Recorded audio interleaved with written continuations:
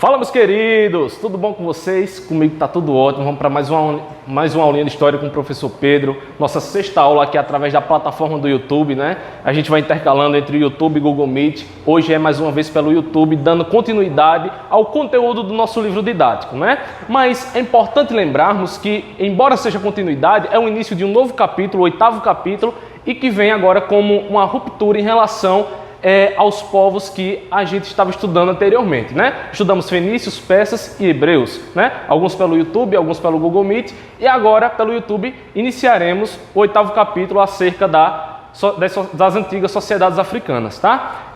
Então, eu aproveito esse momento para fazer uma reflexão, relembrar uma pergunta que vocês me fizeram no decorrer do nosso período letivo presencial, que muitos de vocês me perguntavam o porquê de eu ter um continente africano tatuado no braço, né? E eu sempre respondi a vocês que era justamente por conta da minha paixão, fascinação e profundo interesse pelas particularidades, pela profundidade, pela complexidade que é esse contexto, essa sociedade africana, sobretudo, principalmente, as antigas, né? A riqueza cultural lá existente, né? Porque o continente africano, eu diria que é um dos continentes mais complexos, em minha opinião, que é um dos continentes mais complexos de você estudar, justamente por conta da grande diversidade, da grande variedade que existe lá dentro. Variedade nos mais diversos aspectos, seja no aspecto cultural, social, linguístico, todos eles, né? Então, primeiramente porque o continente africano é um dos maiores continentes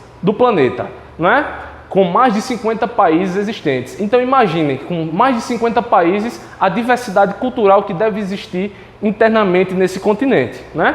Para vocês terem uma ideia, o continente africano, ele possui mais de 2 idiomas falados dentro do próprio continente. Então é uma complexidade muito grande, mas também uma das minhas grandes fascinações é justamente por conta das particularidades que são invisibilizadas com o passar do tempo, com o passar da história, né? Muitas omissões históricas, elas vão sendo feitas, muitas coisas vão sendo escondidas da gente, né? A gente vem estudando a história da África muito recentemente no nosso livro didático, na nossa grade curricular, né? É muito recente isso porque durante muito tempo nos foi privado esse conhecimento sobre a sociedade africana, né?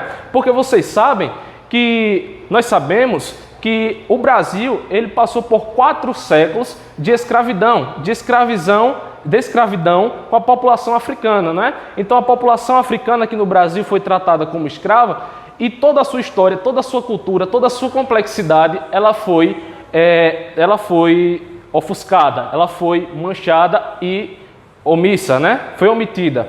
Então esse conhecimento nosso é muito recente. Então eu trago aqui para vocês um assunto novo e que terão muitas novidades das quais muitos de nós não ouvimos falar até hoje.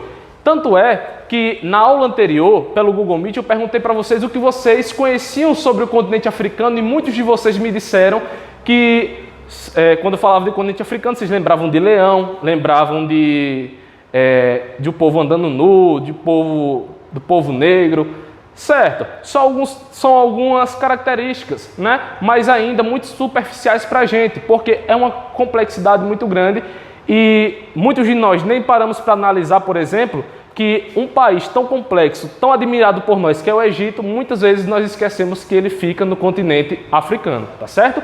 Então, para a gente compreender essas futuras sociedades, prestem muita atenção nessa nossa introdução, nessa parte inicial do conteúdo que é as antigas sociedades africanas, tá? Então, para a gente entender essas sociedades, é importante que prestemos muita atenção de como é dividido o continente africano, né? Como eu falei, são mais de 50 países e dentre as várias formas de a gente analisar, de dividir esse continente, dentre as várias formas, uma delas é justamente essa divisão que há entre a África do Norte e a África do Sul, ou África subsaariana, tá? A África do Norte, ela é localizada praticamente completa na parte sul e abarcada por todo o deserto do Saara, né? O deserto do Saara é o deserto quente maior do mundo.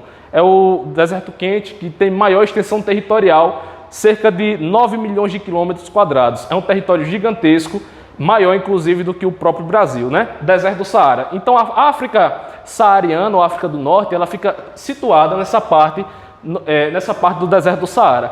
Sendo que a parte sul, essa parte aqui de baixo, verdinha para vocês, essa parte é conhecida como África subsaariana por estar abaixo do deserto do Saara. Inclusive, é a parte mais populosa do continente, certo? Então, a parte mais populosa é que tem mais países, sendo que a parte de cima aqui, a África do Norte, ela não tem tantos países em relação à África do Sul, a África subsaariana, né? Alguns exemplos de países da África do Norte é o próprio Marrocos, né? A Argélia, a Tunísia, a Líbia, o próprio Egito, né? O Egito ele está o quê? No deserto do Saara, na parte norte do continente africano. Então lembrem dessa localização. E na parte sul existe uma maior diversidade étnica, é uma maior diversidade justamente por ser a parte mais populosa e a maior parte do continente, a parte sul, né? Então foi a parte onde mais se desenvolveram populações.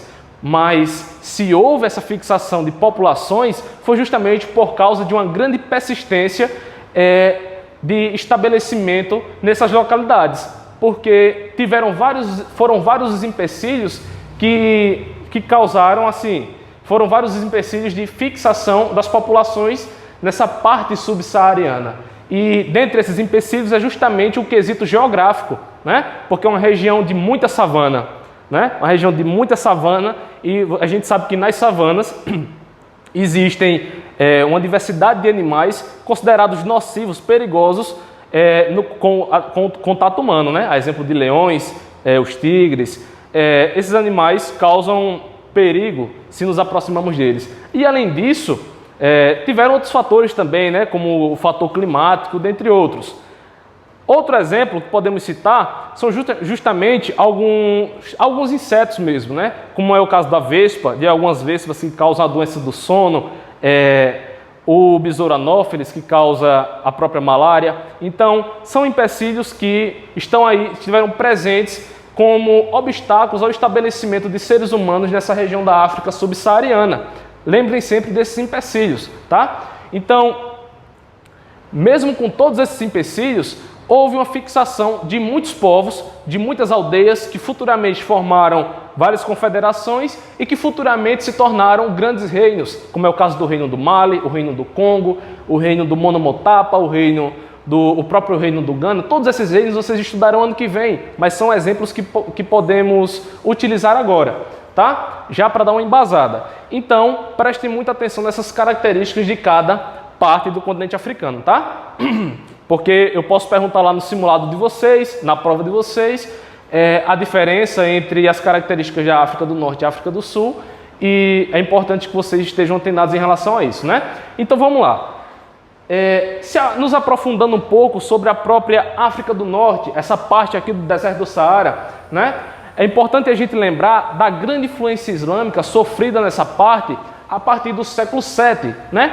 Entre o século VII e o século VIII, houve uma expansão árabe-muçulmana nesse território que foi muito significativo, foi muito determinante para a cultura da população africana, porque justamente nessa parte do deserto do Saara, com a expansão árabe-muçulmana que aconteceu justamente entre o século VII e VIII, acontece a conversão de muitas pessoas, de muitas sociedades da África do Norte ao islamismo, e essas pessoas passam a ser adeptas ao islamismo, compartilhando essa cultura, e tanto é que a cultura islâmica nessa parte da África do Norte, na África saariana, é presente até hoje, né? Países como Marrocos, como a Líbia, a gente sabe que essas sociedades, elas são adeptas ao islamismo, né? Então, jamais esqueçam dessa característica. Então, justamente por isso que o árabe é a língua oficial da maioria desses países até hoje, tá? Então, para a gente entender essa expansão árabe-muçulmana, essas características da África do Norte, é bom a gente entender também, compreender o próprio deserto do Saara. Então, a gente vendo aqui, ó, a África do Norte, essa parte aqui mais ao norte, a gente vê logo que é uma região muito desértica, tanto é que, como eu falei, é o maior deserto quente do mundo, né? Com extensão muito grande, é deserto de leste a oeste do continente. Vejam bem, leste a oeste do continente, extensão territorial de 9 milhões de quilômetros quadrados E, além disso, até o século XIX, foram os povos nômades os responsáveis pela propagação da cultura da África do Norte quanto da África do Sul, né? Então, o intercâmbio entre essas partes, norte e sul do continente, elas estão atribuídas aos povos nômades, né? Os povos nômades que comercializavam, que visitavam outras terras e assimilavam a cultura desses lugares e levavam também um pouco da sua cultura. Então, lembrem disso, né? Porque além das outras características, tinham também esse povo nômade que transladava pelo continente africano, tá? Então, é muito complexo, é muito grande a diversidade, né? Porque se você olhar direitinho, um continente com mais de 50 países, um continente com quase 60 países, com mais de 2.000 idiomas falados dentro desse território, a gente pode perceber que é muito fácil de existir uma diversidade muito grande de costumes e formas de organizações sociais, né? Então, tinham os territórios que neles se formaram impérios, tinham territórios que se formaram cidades-estado, tinham territórios que formaram aldeias, confederações de aldeias e também tinham os povos que não se fixaram em lugar nenhum, né? Que eram chamados povos nômades, né? Vocês lembram que uma sociedade nômade é aquela que não possui um local fixo para viver. Então, os povos nômades, eles saíam de um lugar e iam habitar em outro, ou melhor, não iam habitar, iam visitar outro, saiu desse lugar, ia para outro lugar, e assim eles iam visitando várias e várias culturas, conhecendo uma diversidade de novos costumes e implantando também os seus costumes onde chegavam, né? Através do intercâmbio cultural que existia, né? Então, as trocas comerciais existentes entre a África do deserto do Saara e a África subsaariana, essas trocas comerciais, elas acontecem primeiramente justamente por causa desse povo nômade que existiu na África, no continente africano, né? Então, exemplos desses povos são, por exemplo, os Azenegues e os próprios Tuaregues, né?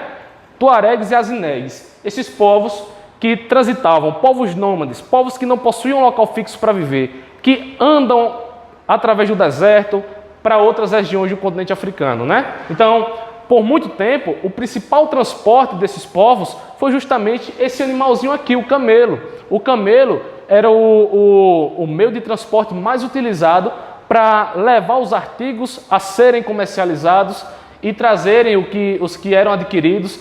E, enfim, era o principal meio de transporte utilizado pelos tuaregues, né? Então você pode ver aqui a vestimenta deles, andavam e andam completamente cobertos, né? Olhe bem a vestimenta deles, né?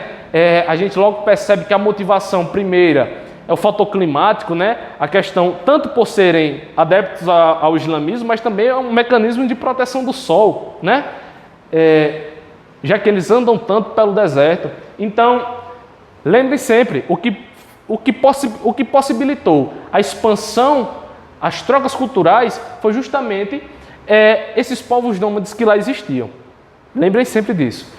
E outra coisa, como eu falei, são as diferentes formas de organização social existentes no continente africano. São várias as formas de organização social, né? Primeiro existiam as aldeias, né? As aldeias foram a primeira,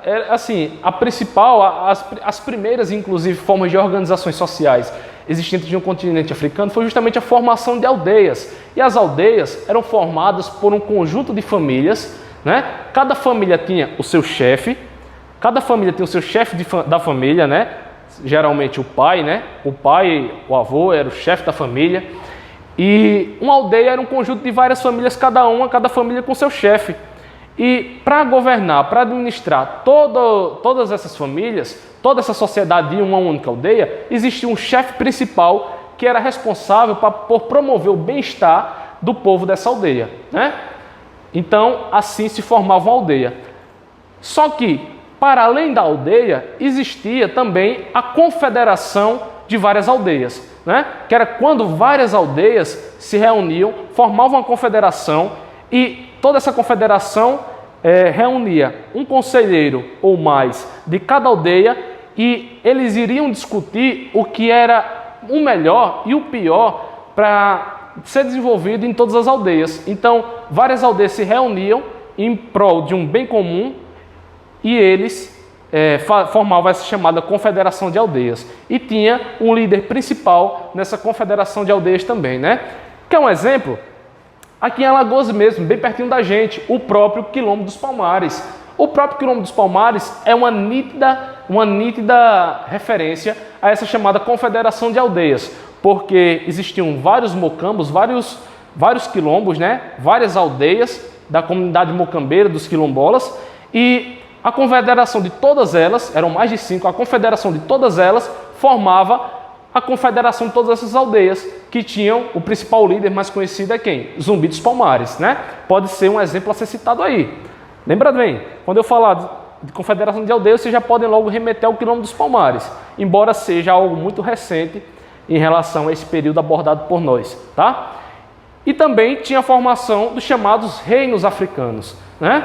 Os reinos, eles são uma sociedade muito mais complexa, muito mais detalhada, muito mais rica do que as próprias confederações de aldeias, porque era um novo sistema de regras, um novo sistema de normas, porque além de abranger um território muito maior do que uma confederação de aldeias, eles tinham uma capital fixada, uma própria capital, e nessa capital existia um rei, o rei responsável por administrar todos os seus domínios, todos os domínios do seu reino, tá? E além do reino existiam também as chamadas cidades-estados, né? As cidades-estados, vocês já sabem como é a característica de uma cidade-estado, né? Que são cidades descentralizadas, não tem um líder, ou melhor, não tem um governante, não tem, ela não depende de um imperador para reger uma cidade-estado, ela não depende de mais nenhuma outra sociedade, né? Então são as chamadas cidades independentes, são as cidades-estados, né? E as cidades-estados, elas eram grandes centros comerciais, né? Grandes centros comerciais, existiam várias pessoas, cada uma com seu respectivo ofício, existiam muitos ferreiros, tecelões, artesãos, existiam muitos desses povos, dessas profissões, e as cidades-estados eram grandes centros comerciais também. Entretanto, não estavam nas dependências dos impérios, dos reinos, tá bom? Então, lembrem sempre desses detalhes. E essa parte aqui dessa nossa aula é uma introdução aos futuros conteúdos que iremos estudar sobre as sociedades africanas, como os futuros reinos e tudo mais. Então, portanto, façam os devidos resumos, resumam essa aula, escrevam no caderno de vocês, respondam as atividades até então propostas, né? Inclusive, eu quero que vocês respondam os exercícios das páginas 45 e 46 do nosso módulo, e dos exercícios suplementares, eu quero que vocês respondam da página 91 a 94, já para irmos fixando esse conteúdo, tá? Então, pessoal, a gente vai ficando por aqui. Essa é a nossa introdução. Na próxima aula, damos continuidade ao nosso conteúdo, tá certo? Então, forte abraço para vocês. Fiquem bem. Tchau, tchau.